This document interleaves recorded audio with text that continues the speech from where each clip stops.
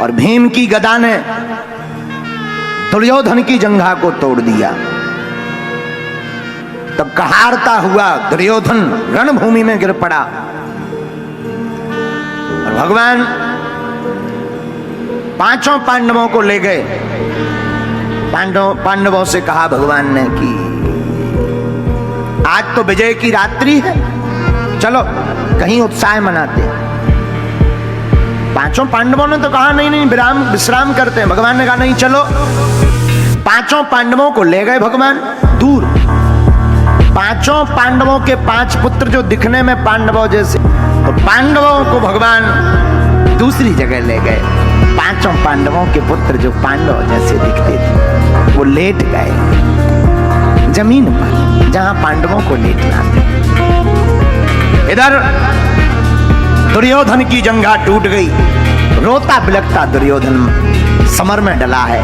उसी समय लुकता छिपता अश्वत्थामा पहुंचा। अरे दुर्योधन, तुम्हारी ये दशा, हमने तुम्हारा राज्य देखा, तुम सम्राट थे, हमने तुम्हारा नमक खाया है, बताओ मैं क्या करूं तुम्हारे लिए। दुर्योधन रोता हुआ बोला अब क्या करोगे, सब कुछ तो बर्बाद हो गया। अश्वत्थामा मित्र, मुझे एक ही दुख है कि हम 100 भाई थे, एक नहीं बचे। पांडव 5 भाई थे, एक नहीं मरे। बस हमारे मरते समय का एक ही दुख है। पांडवों को भगवान ले गए। दुर्योधन कहता है मित्र, एक भी भाई नहीं बचा, बस यही दुख है। मैं प्रण लेता हूं अश्वत्थामा, मैं पांडव का एक का सिर जरूर काट कर लाऊंगा। ठीक है, तो मुझे मरने में सहूलियत हो जाएगी। अश्वत्थामा भागा।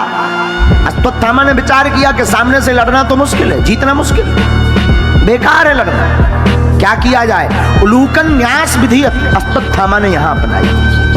उलूकन न्यास का मतलब जानते हो, उल्लू की विधि। रात को सोते हुए कौओं पर उल्लू ने हमला कर दिया, सब कौआ मारे गए। इस विधि का नाम है उलूकन न्यास। अश्वत्थामा ने भी उलूकन न्यास विधि को अपनाया और रात में सोते हुए पांडवों पर प्रहार करने का प्रण लिया।